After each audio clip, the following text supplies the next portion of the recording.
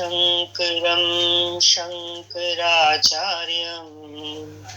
केशवं बादरायणं सूत्रभाष्ये कृतो वन्दे भगवन्तौ पुनः पुनः। ईश्वरो गुरुरात्मेति मूर्तिभेद विभागिने व्योमवद्व्याप्तदेहाय दक्षिणामूर्तये नमः। श्री दक्षिणामूर्तये नमः।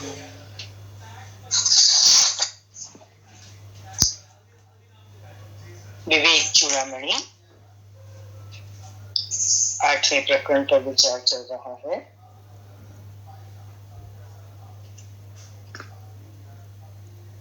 पीछे आया था कि वैराग्य और बोध माना ज्ञान और वैराग्य दोनों की आवश्यकता है मुक्ति की चाहना करने वाले साधकों के लिए। उसी क्रम में अगला श्लोक देख रहे हैं। अत्यंत वैराग्यवान को ही समाधि लाभ होता है। वैराग्यवान भी कैसा होगा? अत्यंत वैराग्य, पूर्ण वैराग्य। समाधि लाभ से मतलब वही है समाधान हर शंका का, और शंकाओं का समाधान होने से तात्पर्य मात्र एक मेरा जो स्वरूप चैतन्य ज्ञान स्वरूप है उसमें स्थिति का हो जाना, ये समाधि लाभ है। तो वो कह रहे हैं कि देखो, इस समाधि की स्थिति तक पहुंचने के लिए जो आवश्यकता है इससे पहले की वो है पूरा वैराग्य। समाधि क्योंकि कैसे बोल रहे हैं आगे, क्योंकि समाधिस्थ पुरुष को ही दृढ़ बोध होता है। तो वैराग्य के साथ क्या बताया था? ज्ञान की जरूरत, बोध ज्ञान के लिए आ रहा है विषय। तो ज्ञान में भी दृढ़ता तब आएगी जब पुरुष की समाधिस्थ स्थिति होगी, बिल्कुल एकाग्र चित्त होगा उस सत्व में, उस सत्व में माना अपने स्वरूप में। और जब ये सुदृढ़ बोधवान हो जाता है व्यक्ति, तो कह रहे हैं ऐसे पुरुष का ही संसार बंधन छूटता है। सुदृढ़ ज्ञान भी कैसा? पक्का, कच्चा कच्चा नहीं। और जो संसार बंधन से छूट गया उसी को नित्यानंद का अनुभव होता है। संसार बंधन से छूट गया, संसार का बंधन छूटना ही फलित होगा किस चीज में? नित्यानंद में, सदा रहने वाले आनंद। जो कौन सा आनंद है? वो अपने स्वरूप का आनंद, आत्मा का आनंद। व्याख्या के माध्यम से देखें, जब तक चित्त की वृत्तियां शांत नहीं होती तब तक समाधि लाभ नहीं मिल सकता। इसलिए बाह्य और आंतरिक विषयों का त्याग करने से ये वृत्तियां शांत हो जाती हैं। स्थूल रूप से भी बाह्य विषय स्थूल, और आंतरिक मीन्स उन विषयों का चिंतन, वो आंतरिक विषय हो गए ना। बाहर से कई बार माया छूट जाती है, आकर्षण छूट जाते हैं विषयों के, लेकिन अंदर में चिंतन होता है। इसलिए बोल रहे हैं कि बाह्य और आंतरिक दोनों तरह से वृत्तियां शांत होनी चाहिए, तभी समाधि लाभ मिलता है। चित्त की ऐसी शांत अवस्था को ही समाधि कहते हैं, जिसके लिए विषयों से वैराग्य आवश्यक है। यहाँ भी क्लियर हो रहा है कि समाधि किसे कहोगे, है ना? ऐसे समाधि शब्द कैसा लगता है? किसी विरले को ही होती होगी समाधि तो, लेकिन वो क्या कह रहे हैं? समाधि के लिए विषयों से वैराग की जरूरत है। विषयों से वैराग है बाह्य रूप से भी और आंतरिक रूप से भी, तो वही तो समाधि अवस्था है। आत्म स्वरूप का स्पष्ट बोध समाधि अवस्था में होता है। अब देखो, ये सब चीजें कनेक्टेड हैं, ध्यान दो। बाह्य और आंतरिक विषयों से अगर वैराग्य हो गया, चित्त शांत हो गया, तो समाधि अवस्था हुई, और समाधि अवस्था में ही बोध होगा। और जब बोध हुआ, ज्ञान हुआ, तो आत्म स्वरूप का स्पष्ट बोध भी, का स्पष्ट ज्ञान भी उसी अवस्था में होगा।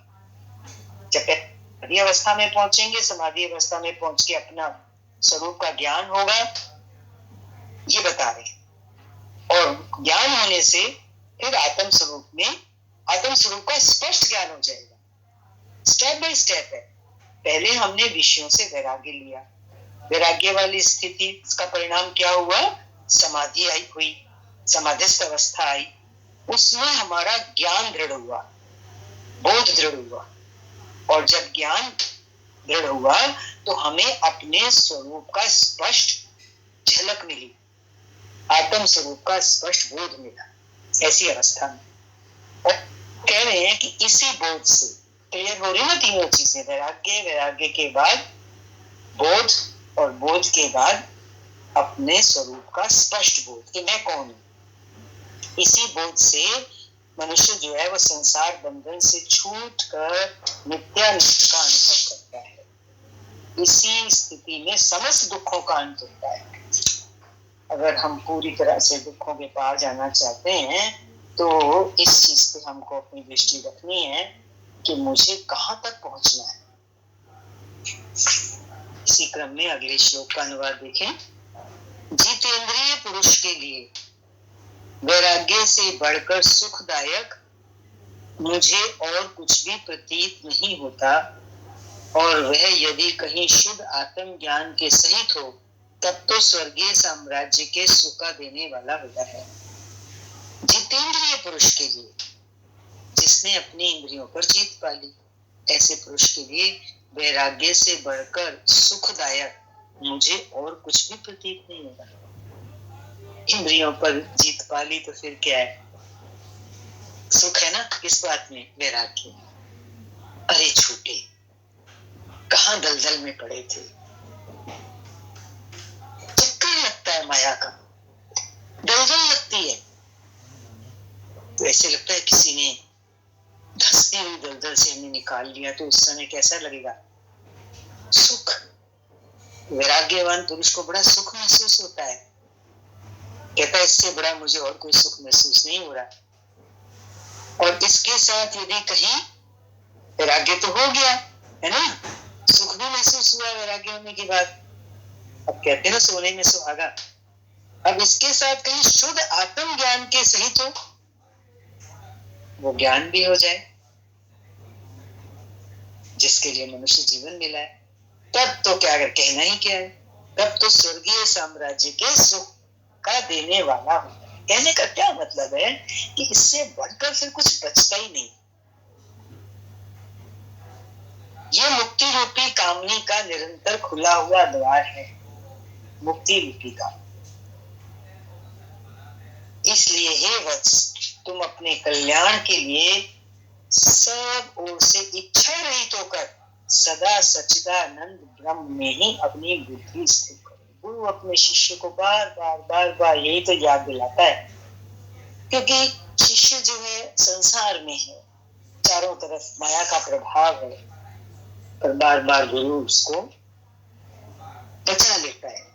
कैसे? याद दिला के, हमारे कल्याण की याद दिलाता है गुरु हमको। किसमें कल्याण है?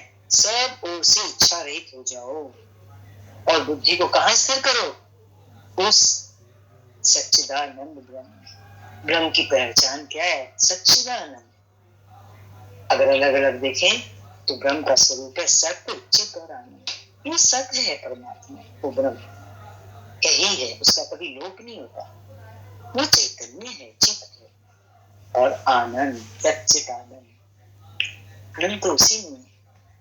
अब उसको कोई अलग से थोड़ा ना ढूंढने जाएंगे। यहाँ वैराग्य की स्थिति, उसके बाद बोध होना, उसके बाद अपनी आत्म स्वरूप का स्पष्ट ज्ञान होना, और वैराग्य से भी ऊपर वाले श्लोक, इसके श्लोक के अनुवाद में तो यही बता रहे हैं कि अगर विषयों से इंद्रियों को ऊपर कर लिया तो कितना सुख मिलता है। तो बस यही बात समझनी है, वो जो सुख है वो हमें आनंद की झलक दिखा रहा है जैसे विषयों से वैराग्य होगा। और जैसे जैसे हम इसमें और आगे बढ़ेंगे तो हमको वो परम आनंद की उपलब्धि कराती है। इसके माध्यम से भी और देखते हैं। जिसने अपनी इंद्रियों पर विजय प्राप्त कर ली है। इसके लिए वैराग्य ही सबसे बड़ा सुख है। जो इंद्रिय भोगों में रस लेता है उसे वैराग्य सुख प्राप्त नहीं हो सकता। यदि वैराग्य के साथ आत्मज्ञान भी हो तो उसे स्वर्गीय सुख की प्राप्ति होती है, जिससे बढ़कर अन्य कोई सुख है ही नहीं तीनों लोकों में, पूरे ब्रह्मांड में। और यहां तक गति करने के बाद वो कह रहे हैं मुक्ति का द्वार खुल जाता है। इसलिए वैराग्यवान होकर केवल ब्रह्म में ही अपनी बुद्धि को स्थिर करना चाहिए, इसी से मुक्ति का लाभ मिल सकता है।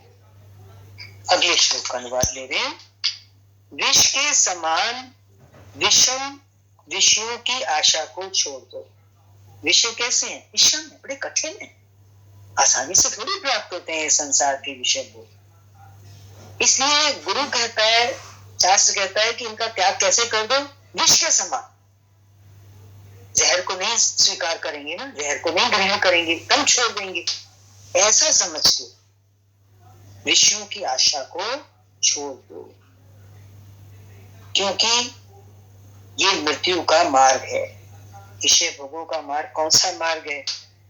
मृत्यु का मार्ग, क्योंकि ये स्वरूप प्रकृति रूप है, हमारे स्वरूप की विकृति करता है, हमारे स्वरूप को बिगाड़ देता है। विषयों का मार्ग, माया का मार्ग। जो हम हैं वो हम नहीं रहते। हम हैं तो शुद्ध बुद्ध मुक्त चित्त सच्चिदानंद के अंश, लेकिन हम क्योंकि विषय भोगों में लेते हैं, इसलिए हमारी विकृति, हमारा रूप बिगड़ जाता है। कहाँ ब्रह्म, कहाँ एक दयनीय जीव बन के रह जाते। विषयों को छोड़ने के, विष के समान छोड़ने के लिए कह रहा है शास्त्र, क्योंकि ये मृत्यु का मार्ग है। अंत तो गत्वा क्या होता है? भोगों को भोगते भोगते मनुष्य चला जाता है संसार से कुछ पाए बिना। और जाति, कुल और आश्रम आदि का अभिमान छोड़कर दूर से ही कर्मों को नमस्कार कर दो। होता है ना अभिमान जाति का, मैं इस जाति का, मैं बड़े कुल का, मैं गृहस्थ, मैं ब्रह्मचर्य आश्रम का, मैं वानप्रस्थ आश्रम का। तो ये सब अभिमान है, क्योंकि सब देह को लेके। करे इन सबको छोड़ के दूर से ही कर्मों को नमस्कार कर दो। तो कर्मों को नमस्कार करने से क्या मतलब है?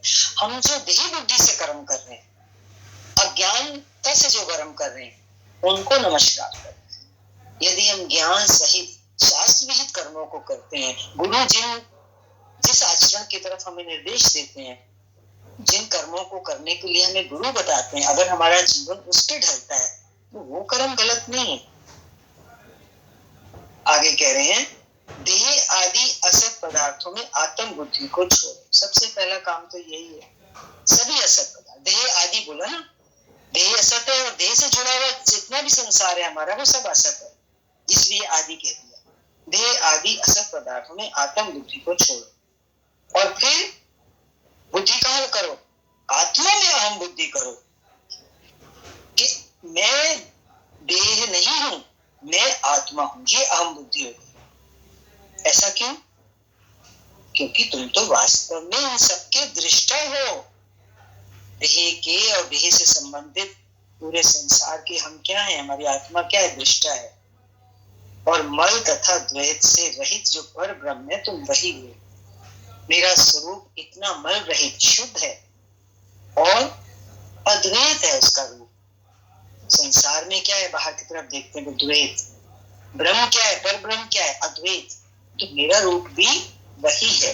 शास्त्र यहाँ पे ये बतला रहा है व्याख्या के माध्यम से। मुक्ति की अथवा आत्म ज्ञान की साधना के लिए मनुष्य को विषयों का त्याग करना चाहिए। मोटा मोटा समझ कि हमें करना क्या है? बस विषयों का त्याग करना, साथ ही अपने शरीर, जाति, कुल, आश्रम आदि का अहम भाव छोड़ना है। इस अहम भाव को छोड़कर अपने को आत्मा ही समझो, वो हो भी जाएगा। पहला प्रयास सिर्फ अपने को, जो हमने ये शरीर, जाति, कुल, आश्रम से समझ रखा है, इसमें जो अहंकार भाव किया हुआ है, इसको छोड़ना है। इसको छोड़ते अपने तर्क आएगा हमारा आत्मा का भाव। अगर हम ज्ञान से, गुरु से, शास्त्र से जुड़े रहते हैं, अपने को आत्मा ही समझो जो स्वयं पर ब्रह्म ही है। मेरी ही आत्मा क्या है? ब्रह्म है। तथा मेरी जो आत्मा कैसी है? वो सबका दृष्टा और द्वैत रहित है, उससे भिन्न कुछ भी नहीं। द्वैत रहित है माना एक आत्मा ही है ना, अद्वैत की बात चल रही है। तो एक जब वो एक वही है तो फिर उससे भिन्न दूसरा हो ही नहीं सका।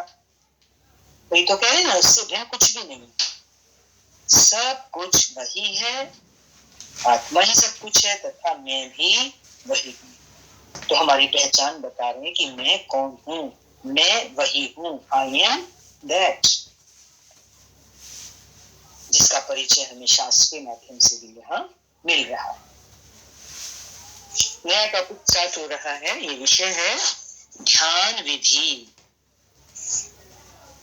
चित्त को अपने लक्ष्य ब्रह्म में दृढ़ता पूर्वक स्थिर कर बाह्य इंद्रियों को उनके विषयों से हटाकर अपने अपने गोलकों में स्थिर करो। देखो, जो हमारी आंखें कान दिख रहे हैं ना, ये हमारी इंद्रियों के रहने के स्थान है। गोलक, गड्ढा, स्थान। इंद्रिय एक सूक्ष्म तत्व है जो इस गोलक के माध्यम से काम करता है। तो चित्त को अपने लक्ष्य ब्रह्म में दृढ़ता पूर्वक स्थिर करके बाह्य इंद्रियों को उनके विषयों से, बाह्य इंद्रियों को उनके विषयों से हटाकर अपने अपने गोलकों में स्थिर करो। बाह्य इंद्रियां यही 5 कर्म इंद्रियां, 5 ज्ञान इंद्रियां, इनको लेंगे, इनको वापस लाना है खींच के। ये विषयों में जाएंगी, इनको वापस लाके इनको अपनी जगह पे बैठा देना है, इनको अपनी गोलक में रखना है। कहने का क्या मतलब है? ये अपने गोलक से बाहर विचरण ना करें। हमारी ना, हम जहां बैठे हैं, पांव चल के क्यों गए, हमारा हाथ क्यों हिला, हमारी जबान ने क्यों बोला। अपने गोलकों में स्थिर करो, शरीर को निश्चल करो और उसकी स्थिति की ओर ध्यान मत दो। कुछ हो उसमें तो ध्यान मत दो, क्योंकि थोड़ा थोड़ा कुछ होता ही रहेगा ना। जब हम अभ्यास करेंगे निश्चल करने का अपने शरीर का, तो उसकी स्थिति की ओर ध्यान मत दो। कुछ हो तो उसको इग्नोर करो। इस प्रकार ब्रह्म और आत्मा की एकता करके तन्मय भाव से, अखंड वृत्ति से, इतनी तन्मयता से करो ये साधना कि वृत्ति कैसी हो जाए, उसमें अखंड वृत्ति हो जाए और अहर्निश तैलधार व्रत मन ही मन आनंद पूर्वक ब्रह्मानंद रस का पान करो। और थोटी बातों से क्या लेना है? बातें करते रहे, शब्दों का प्रयोग करते रहे, ब्रह्म ज्ञान के लिए करते भी हैं। सत्संग में चर्चा होती है, शास्त्र का स्वाध्याय होता है, तो शब्दों के माध्यम से ही होता है। लेकिन वो कह रहे हैं कि थोटी बातों से क्या लेना है? मतलब हमारा जो काम है वो खाली शब्दों से बनने वाला नहीं है। शब्दों के माध्यम से हमें मार्ग मिलेगा, रोशनी मिलेगी, लेकिन उसके बाद हमें क्या करना है वो इस श्लोक के अनुवाद में आया।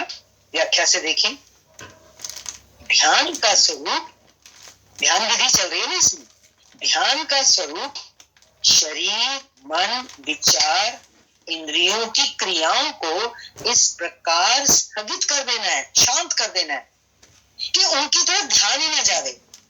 कुछ हो भी तो हमारा ध्यान ना जाए। और क्या करना है? पूरा का पूरा ध्यान अपने भीतर किसी स्थान विशेष पर, प्रकृति के मध्य में, हृदय में, कहीं भी केंद्रित कर अपने सत्य स्वरूप आत्मा का ही ध्यान करें। जब शरीर आदि की समस्त क्रियाएं बंद हो जाती हैं तथा आत्मा शेष रह जाए तो वही ध्यान अवस्था है। ध्यान विधि के माध्यम से ध्यान अवस्था का परिचय यहाँ पे दिया कि जब शरीर आदि की सारी क्रियाएं बंद हो गई और बस एक आत्मा का ही एहसास हो रहा है अंदर में, अपने होने पने का, वही ध्यान अवस्था है। अगले श्लोक का अनुवाद लीजिए। दुख के कारण और मोहरूप अनात्म चिंतन को छोड़कर आनंद स्वरूप आत्मा का चिंतन करो। दुख का कारण और मोह के कारण ही हम अनाथ चिंतन करते हैं, संसार का चिंतन करते हैं। इन सबको छोड़कर आनंद स्वरूप आत्मा का चिंतन करो। फायदे का सौदा करो ना।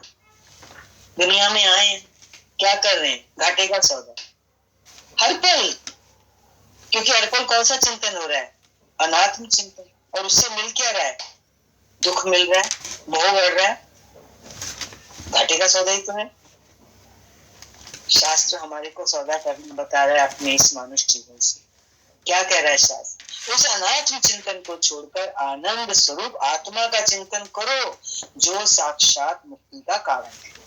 आनंद स्वरूप आत्मा का चिंतन करो, जैसे अभी ऊपर के श्लोक में बताया, क्योंकि वो साक्षात मुक्ति का कारण है। व्याख्या है, आत्मा ही हमारा वास्तविक स्वरूप है। निज का स्वरूप, निज का वास्तविक स्वरूप आत्मा है तथा वही मुक्ति का कारण है। आत्मा को जानेंगे तो मुक्ति के द्वार में प्रवेश होगा ना। जिसे छोड़कर देह आदि अनात्म वस्तुओं का चिंतन करते रहने से ही दुख और मोह की प्राप्ति होती है। हम इसको तो छोड़ देते हैं, जो हमारा वास्तविक स्वरूप है आत्मा, और देह आदि अनात्म वस्तुओं का चिंतन करते हैं, जिसके फलस्वरूप हमको दुख और मोह मिलता है। तो हम सोच लें, इतनी समझ तो विकसित हो चुकी है, कर रहे हैं। अगले श्लोक पर विवाद देखें। ये जो स्वयं प्रकाश सबका साक्षी निरंतर विज्ञान में कोश में विराजमान है।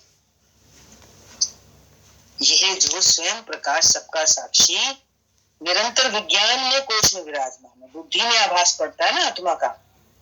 समस्त अनित्य पदार्थों से पृथक इस परमात्मा को ही अपना लक्ष्य बनाकर इसी का तैल धारवत अखंड वृत्ति से आत्म भाव से चिंतन करो।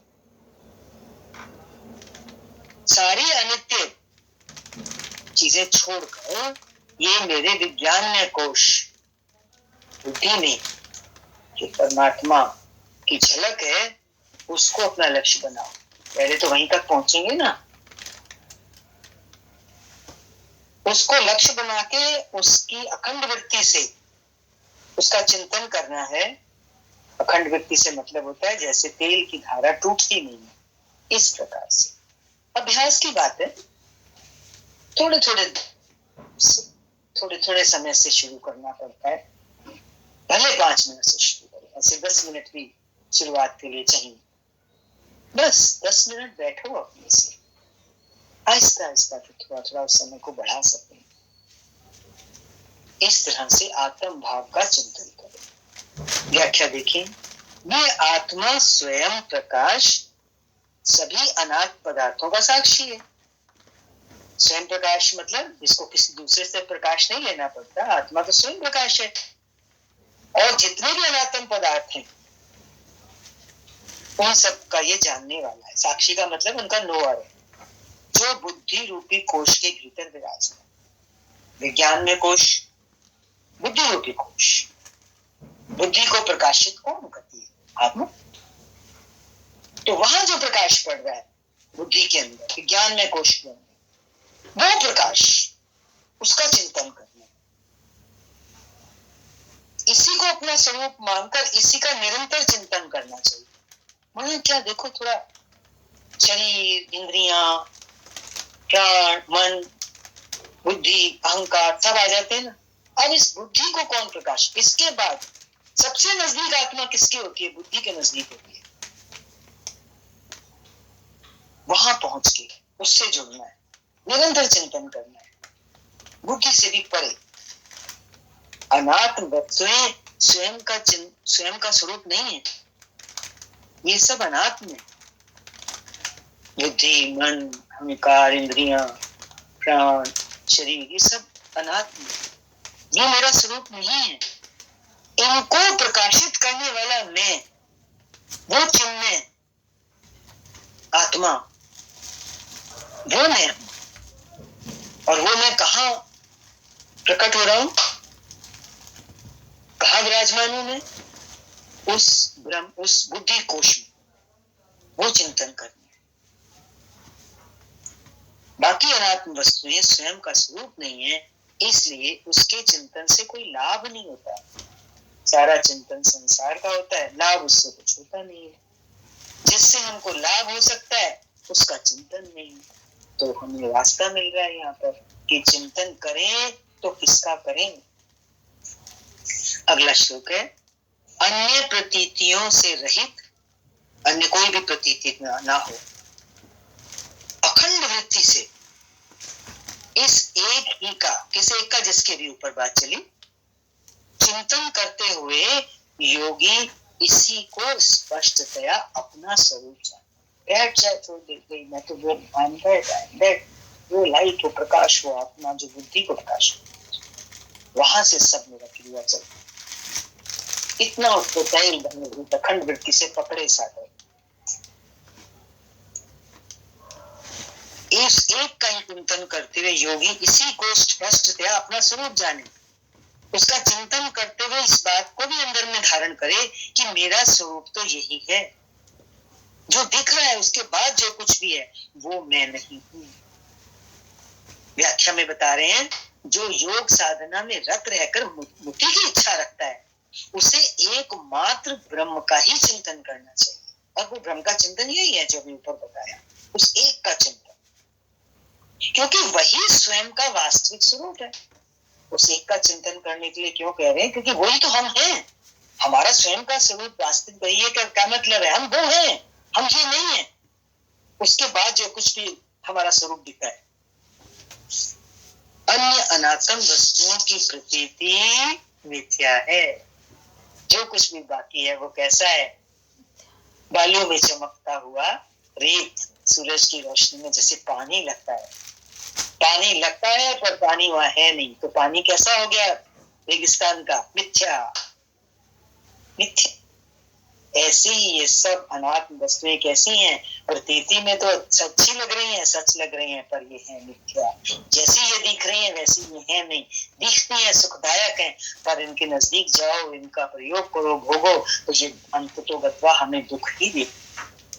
इसलिए शास्त्र इस सच को खोल के रख रहा है हमारे सामने कि अन्य अनात्म वस्तुओं की प्रतीति मिथ्या है। हम जाग जाए।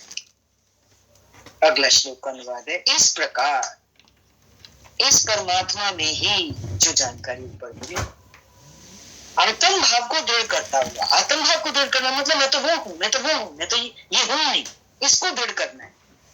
और अहंकार आदि में, अहंकार से लेके देह पर्यंत आत्म बुद्धि जो हमारी दृढ़ हो चुकी थी, उस आत्म बुद्धि को छोड़ता हुआ उनकी ओर से शरीर से भिन्न घटपट आदि वस्तुओं के समान उदासीन।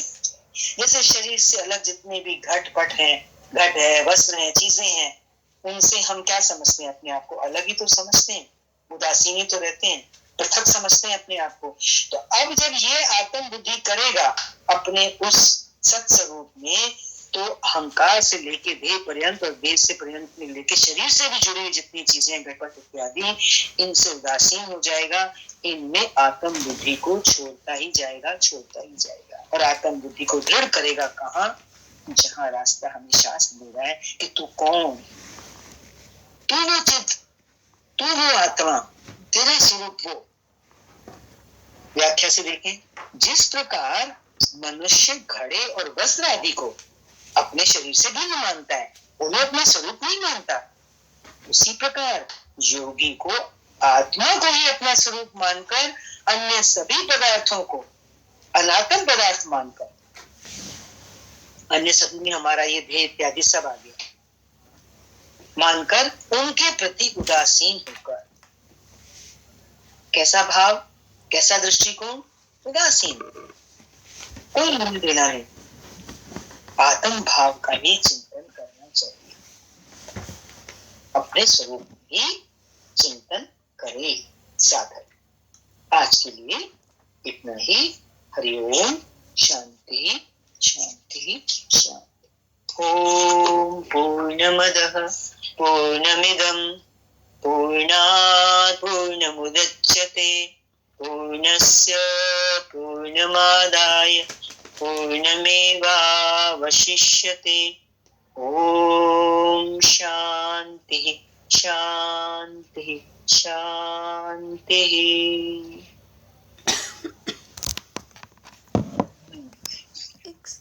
अरे